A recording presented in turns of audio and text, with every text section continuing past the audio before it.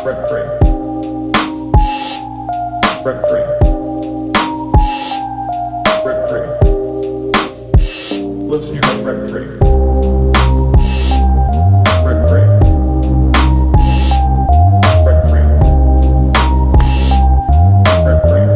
what's up, everybody? This is your man, Tech Supreme, back with another episode of Rent Free with Tech Supreme. In case I missed you, which I totally did, happy Thanksgiving. Thanksgiving was last week.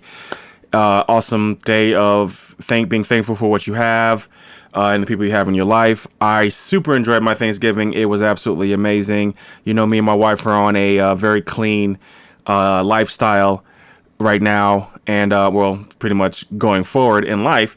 And it was fun to have a good day of just eating whatever the fuck I wanted, and loosely track the calories, but not anything serious, because, you know, you don't do that to yourself on Thanksgiving, right?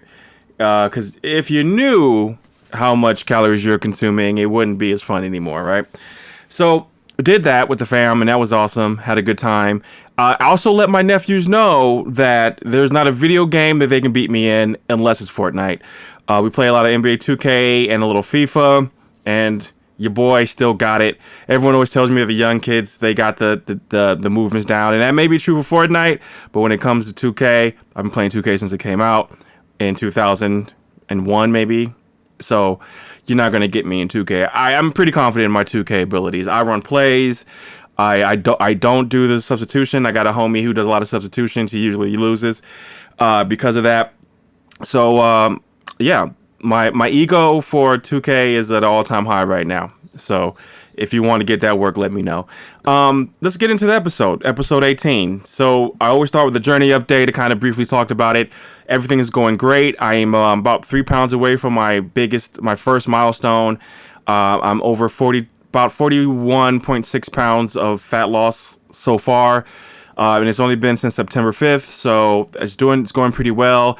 I'm 100% adjusted to this diet. I love it. It's fun to be creative and make new ways to cook things that I love in a healthy manner. Super enriching, honestly. And even when it comes to eating out, obviously we were eating out a lot before we got healthy, a few times a week almost, right? And weekends was for sure. But now we only eat out maybe one day a week. We've actually kind of figured out how to sprinkle in a little bit more eating out. We do Texas Roadhouse quite a bit, and there's ways to eat clean everywhere. One thing I've noticed by watching a bunch of YouTube videos by bodybuilders is that you have to be able to speak up and modify things when you go to restaurants, when you go to these places, and and basically try to create that meal that's healthier than what they're presenting you, right? It can be done. I think Saturday we decided to have a very soft cheat meal, just a cheat meal, not a cheat day, because of Thanksgiving. And I was able to get it in within calories, and something that I really was craving that wouldn't normally be in my diet. But not only did I get it within calories, but it was delicious. And I still lost weight the next morning, and even better today. You know, like, so it's getting where it's super feasible, right? Because like, you get burnt out on cooking every single meal. Like, that's just a thing that's going to happen. You're going to get tired of cooking every meal. But in order to be healthy, you truly have to cook every meal. But learning how to eat outside of the house is almost as important as learning how to eat inside the house. So journey's going good. We have about a couple weeks before we go on our anniversary vacation. I hope to be by a certain number by then, and which I'm pretty sure is going to happen since I'm so close to it. And I'm just looking forward to a week of having relaxation and eating and drinking as I choose. And then as soon as I get back home, I'm going to be right back on it. You know, when you go out of the country to these all-inclusive resorts, you really can't eat unhealthy. You got to kind of go out of your way, because they don't cook fried food that often, if any. So with the food that I've known I've eaten at resorts, they've always been on the clean side. It has, unless you get like French fries and shit. That's probably about the extent of how bad you can eat, and cheeseburgers and shit. But you know, if you stay away from those things, but again, you're on vacation, so you really shouldn't give a fuck when you're on vacation. Honestly, that's as long as you don't eat that, you know, like poorly when you come back. You know, I'm confident that I won't even gain anything, if anything. Plus, you're going to be doing activities all day, swimming and shit. That's calories burned all day. So, really looking forward to vacation. It's it's a 1-year anniversary, so that's massively important and huge. So I'm super excited about that. And with my wife, it doesn't even feel like doesn't feel like a year. It feels like time is flying because we're legitimately, I believe, having fun, and I'm having fun, and it's been such a positive first year of marriage. So it's cause for celebration, and we will be celebrating. So that's my journey update. Nothing crazy, just kind of staying focused. I've actually had myself alcohol 2 times since the last episode. I allowed myself Halloween. Well, no. So Halloween was one drinking time, and I kind of did go balls to the wall. I think we've had an episode since. And the night before Thanksgiving, I had a couple drinks at home. But besides that, the cravings aren't there for alcohol at all. I guess I actually don't feel good the next day, so it's more incentive to not drink it. But I've never considered myself an alcoholic. I had a problem. I say that all the time, but I feel like there's a stigmatism when you say I don't drink anymore, like you had a problem. I always feel that way. I don't know why, but that's because alcohol is so normalized in society. It's a legal drug. It's one of those things that everyone consumes, and if you say that you don't, people kind of look at you weird. It's a really odd occurrence. So I definitely have hangups about that part of it, right? Like just just kind of making sure everyone knows, like, no, I didn't have a problem. It's unhealthy for you. It is. Your body cannot process anything else except the alcohol once you ingest it. Your liver cannot process anything else, and that may take days. So it's going to store everything that it can't process because alcohol is so bad for you. The ethanol is so poisonous to you that your body takes priority to get rid of it. It's something that I don't think people should consume as much as they do. I think a lot of people are alcoholics and not know it. And I don't want to be on a high horse about it, but it's kind of how I feel. I'm going to get out of that topic and talk about a way worse topic. Kyle Rittenhouse. We're going to briefly talk about Kyle Rittenhouse. He was let go, basically. Dropped all charges. Self-defense type shit. And we knew it was coming because that's just the white privilege of the situation. We all know that if a black kid crossed state lines with a assault rifle that he was not old enough to possess and shot 2 people, we know what would happen. We literally already know. You're found guilty even if you don't even have a weapon in the eyes of law enforcement. So we already know what it is. This is one of the biggest flecks of white privilege that I've seen. There's not too much to say about it. He's a piece of shit. I don't care that he said he supports Black Lives Matter. I do enjoy the fact that all of the conservatives who were behind him completely lost their shit. Like they took him down off that hero pedestal real quick. Honestly, whoever's in Kyle Rittenhouse's PR team was a smart move to do that because he probably didn't want to live his life watching his back, and he probably still will. I don't know how that's going to work out for him. It is what it is, but fuck Kyle Rittenhouse at the end of the day. The Arbery verdict, Ahmaud Arbery verdict came back, and they were all found guilty. Now, one of the big things that I always want to watch out for when these people are found guilty is the leniency of the sentence. I believe the main guy, McDaniels, I believe his last name is, the son, I think he's going to get a mandatory life, if I'm not mistaken, and the other 2 are still up for, they're all up for sentencing, but I think the main guy's thing is automatic life sentence. Now, I did see the video because we were watching, I believe Saturday night, a documentary on it, and I never had seen the video before because I'm honestly exhausted from watching these type of things, atrocities to people who look like me. So I try to avoid it. I'll know about the story, but I won't see the video because I don't want to see a black man get killed. But they showed clips of the video, and it was absolutely heartbreaking. If you haven't seen it and you don't get it, maybe you should see it, right? But if you do get it and you don't want to see it, I don't blame you one bit.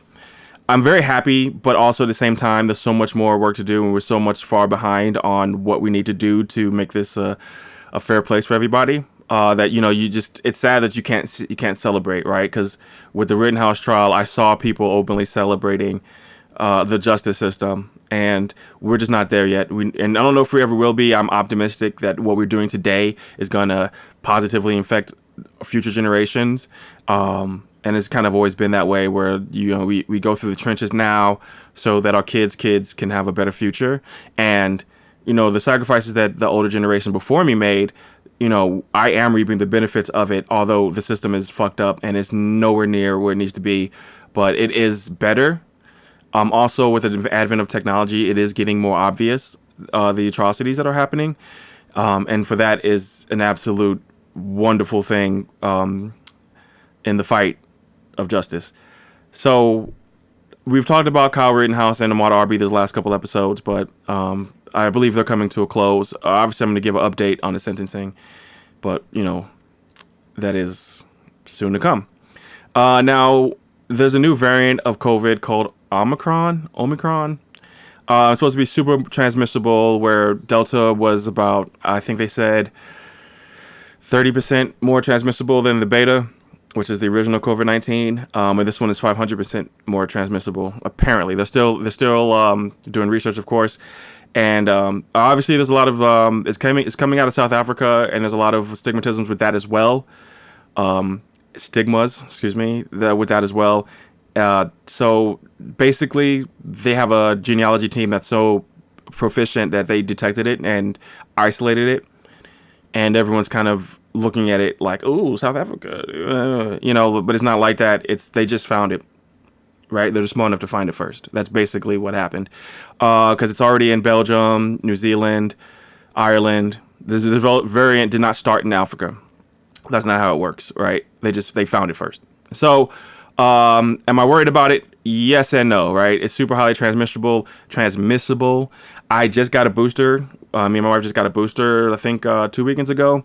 So, because we are getting ready to leave the country, and that feels good to have that, and to just kind of gives you a little peace of mind. But still a crapshoot. So we're gonna definitely mask up. Always mask up. Now, I have been going to the gym and not masking up, and last Friday I was in the gym on the treadmills trying to finish out my workout, and I looked over and this guy coughing, and his idiot ass is coughing into the fucking air.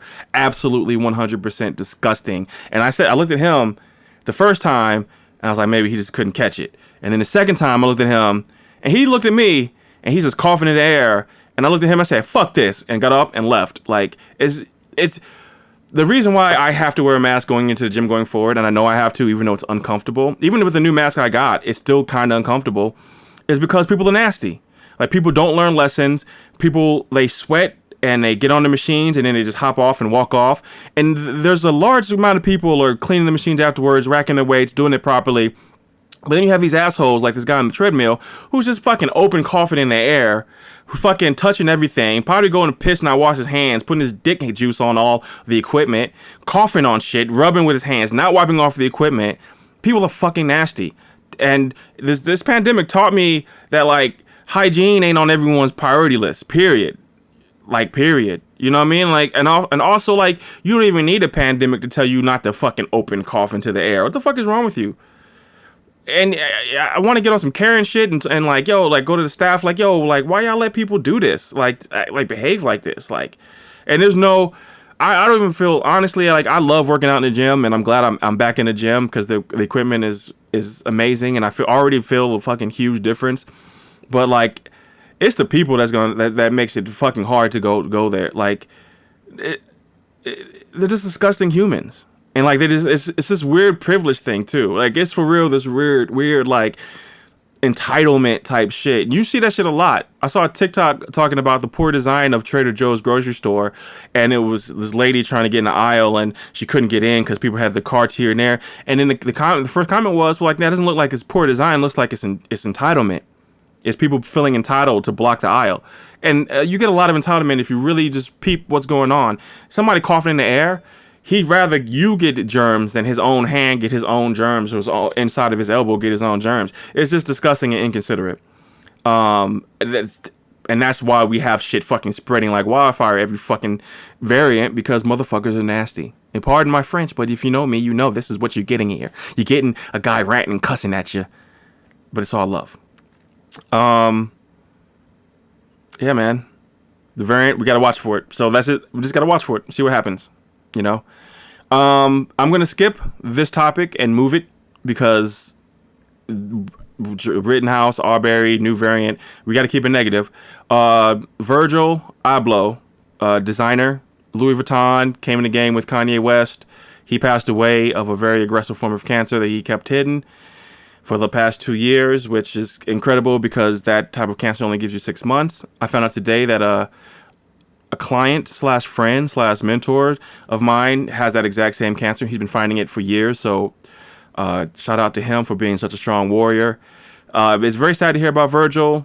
He's iconic. He's all ages, I feel like. Most ages know who Virgil is.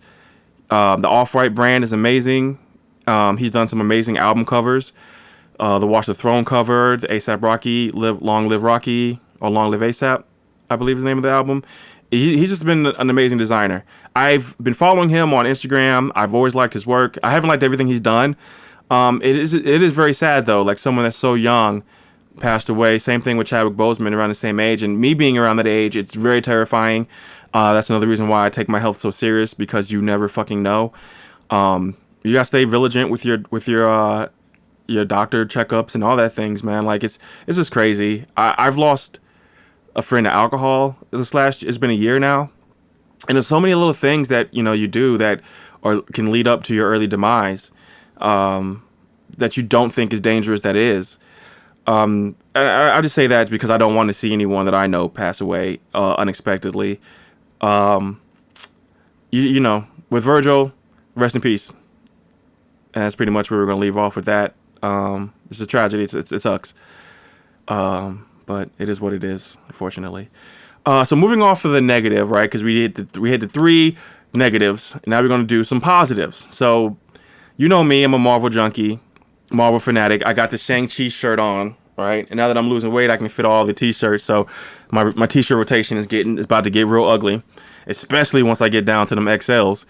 But that's for a different episode. But I've been getting ready for Spider-Man. Now, again, I will be out of the country for Spider-Man. And that sucks because I'm not going to be able to go see it when it comes out, which means I'm going to have to put my phone on off every single night once it comes out, because I know people are going to want to spoil it because it's going to be massively successful. Just predicting that. But I've been watching the Spider-Man before these. The Tobey Maguire Spider-Man. I just started that yesterday. I went ahead and got the 5 movie pack with the 3 Spider-Man with Tobey Maguire and the 2 Andrew Garfield ones. Super excited to watch it. It's very interesting to see it now, because that came out. The first Spider-Man came out in 2002. Graphics were horrible, but at the time it was cutting edge. But you kind of gave a little forgiveness. I think we're a lot less forgiving now, which is crazy because now it looks so good, and they're belting these out within a year. But the plot was not as bad as I thought it was, honestly. Now, I always have this big complaint about Spider-Man always being in high school, but I'm the Spider-Man with Tobey Maguire. They got him out of high school in the first fucking act, and I appreciate that. Like, his graduation was in the first act. I appreciate that. I don't like high school Spider-Man as much because in the comic books he was never really in high school like that. Like, it was way before my time when he was, but he was. I know Spider-Man as a grown man who works at a Daily Bugle, who maybe a college student, maybe in some instances, but I can see that. But he's always been a grown man, marrying MJ and all this shit. So him being in high school now is just kind of annoying to me. Like, how long are they going to keep Tom Holland in high school? It is what it is. It feels like everyone wants to start the story with Spider-Man in high school and not a grown-ass man like he is. So that's weird, but I'm enjoying the watch through. I'm going to watch this second one today. I forget the villain that's in the second one. I know I forgot the villain. But, just with the Spider-Man No Way Home coming out, and we know that the villains are from both franchises are in it. We know that Will Dafoe is going to rehash Green Goblin. We know that Alfred Molina is going to be Dr. Octopus, and Jamie Foxx is going to be Electro. Hopefully it's the same guy playing Sandman, because I thought his character as Sandman was one of the best parts of that movie, just visually. I think the movie was a shit. Spider-Man 3, I believe it was kind of a shit story, but I think that's going to be awesome. And honestly, my mind will explode if they have Venom, Tom Hardy's Venom, in this movie. It's possible. Not likely, but possible. So that's my prediction, and I'm enjoying watching the watch through, and I'll have more feedback on the rest of the movies. I got 4 more movies to go. And then I'm going to rewatch the Spider-Man movies we've gotten to so far with Tom Holland, the Marvel Studio ones. And that's going to be fun to watch those again and getting in preparation. I already have my ticket for when I get back. So that's definitely a must. Plus, I'm a Spider-Man fanatic, one of my first favorite comic book heroes. And keeping it with Marvel, Hawkeye dropped on Disney+. Just real quick, I love it. The actor who's playing Kate Bishop, she's fantastic. The only problem I have is the fight scenes aren't as good as they should be, and that's also coming off after Shang-Chi. Shang-Chi was flawless fight scenes, and you kind of forget that, different people are making these movies and these shows, so they're not going to have that same level of authenticity that Shang-Chi had when it comes to fight scenes. It's a shame. I feel like they need to focus on it more because it's kind of distracting from the actual show. In Hawkeye especially, it just did not feel good watching the fight scenes. But that's minutia compared to the overall. Jeremy Renner is he is Hawkeye. He's the great to me. He's like a GOAT. He is always been underappreciated to me in the MCU. And I hope this gives him the opportunity to rise above that. And I want to see him continue to be Hawkeye, and I want to see Kate Bishop in the MCU, like in the major MCU, which fingers crossed. I know we're gonna get Kate Bishop, but I hope we can keep Jeremy Renner as Hawkeye because he's gold. He absolutely is one of the best superheroes to me. But just because he's such a strong actor. I felt the Ronin, right? You know what I mean? Like I hope we get a Ronin movie. That would be so dope. But that's just wishing. The last thing I want to talk about, because your boy likes to keep it around 20 minutes, is the show that a lot of people have asked me to watch in my everyday. A lot of people said, hey, have you seen this show? And a few months ago, I got an new Apple phone, and it comes with a year of Apple Plus and TV, and I never really watched it. But this show's on there, and I finally started watching it this weekend, and I 100% fell in love with this show, Ted Lasso. Jason Sudeikis is a fantastic actor, always has been, but this one makes me feel interesting on the inside. I get a lot more emotional with this because the characters are so just it's written very well, and I did not expect Ted Lasso I was honestly thinking I was going to get some fucking Office type shit, and this is nothing like that. I didn't expect to feel what I felt watching this show.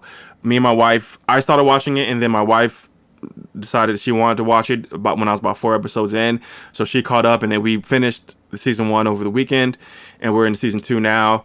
Amazing show, worth the watch if you don't have Apple TV. I actually kind of feel like it may be worth just rocking that for a while. Like, it's a really good show, and it makes you want to be a better person, and I love shows like that. Another show that did that to me was The Good Place, albeit that was way more funny, like in the moment.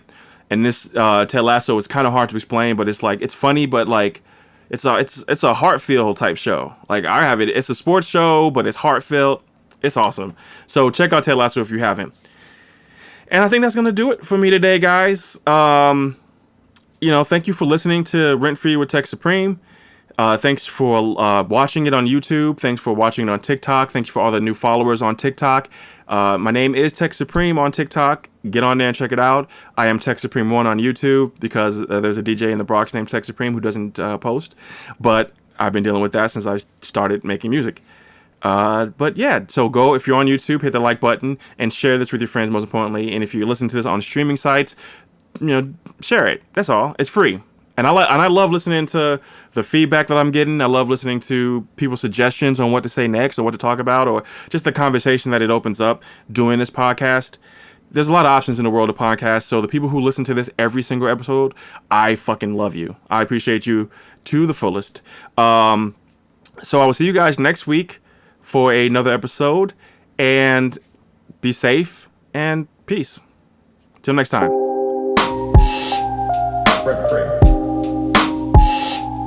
Rent free.